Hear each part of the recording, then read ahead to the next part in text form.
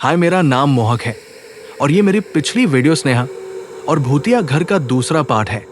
जैसे कि आपने देखा था कैसे स्नेहा उस घर में गई और फिर उसके साथ दरवानी घटनाएं होने लगी। अब आगे महिला ने स्नेहा से कहा, तुम मेरी मदद नहीं कर सकोगी। स्नेहा कांपते हुए बोली, तुम कौन हो? महिला ने जवाब दिया, मैं वो लड़की हूं जिसे इस हवेली में जलाकर मार दिया गया था। मुझे अब तक शांति नहीं मिली है और तुम अब मेरे साथ सजा भुगतो। इसके बाद उस महिला ने अपनी जलती हुई आंतरिक शक्ति को स्नेहा पर फेंक दिया। स्नेहा दर्द से करहाने लगी और उसकी त्वचा जलने लगी।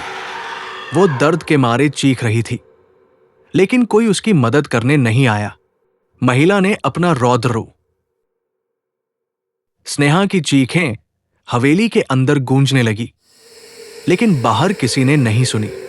जब गांव वाले अगले दिन वहां गए तो उन्होंने देखा कि हवेली से निकलते समय स्नेहा के शरीर में जले हुए निशान थे। उसकी आंखें खुली थी, लेकिन उसकी आत्मा इस संसार से जा चुकी थी। स्नेहा के शरीर से एक डरावनी सी महक आ रही थी, जो हवेली के अंदर से ही निकल रही थी। गांव में यह खबर फैल गई और सब लोग डर गए। लोग कहते थे कि स्नेहा की आत्मा हवेली में फंसी हुई है और जो भी वहां जाएगा उसकी यही हालत होगी। स्नेहा का नाम अब गांव में एक डरावनी कहानी बनकर रह गया। कई लोग कहते हैं कि स्नेहा की आत्मा अब भी हवेली में भटकती है और जो भी वहां जाता है वो कभी वापस नहीं लौटता। ये घटना गांव में एक चेतावनी की तरह फैल गई। लोग अब रात के समय हवेली के पास जाने से डरते थे। स्नेहा की मौत ने यह साबित कर दिया कि कुछ चीजें इस दुनिया से परे होती है और जिनका सामना करने का हौसला सभी में नहीं होता। आज भी जब गांव वाले हवेली की तरफ बढ़ते हैं तो वे स्नेहा की कहानी को याद करते हैं।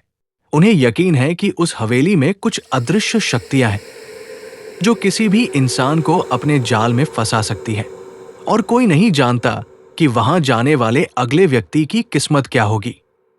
स्नेहा की आत्मा अब तक वहां है और हर रात वो हवेली के भीतर अजीब अजीब आवाजें करती है, जैसे वो बदला लेने की योजना बना रही हो।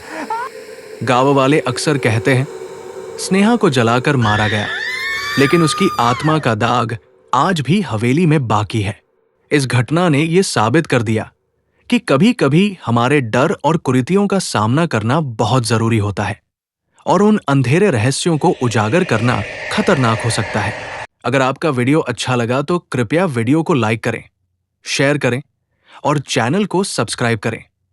मैं बहुत जल्दी आपसे दोबारा मिलूंगा ऐसी सच्ची और डरावनी कहानी के साथ। धन्यवाद।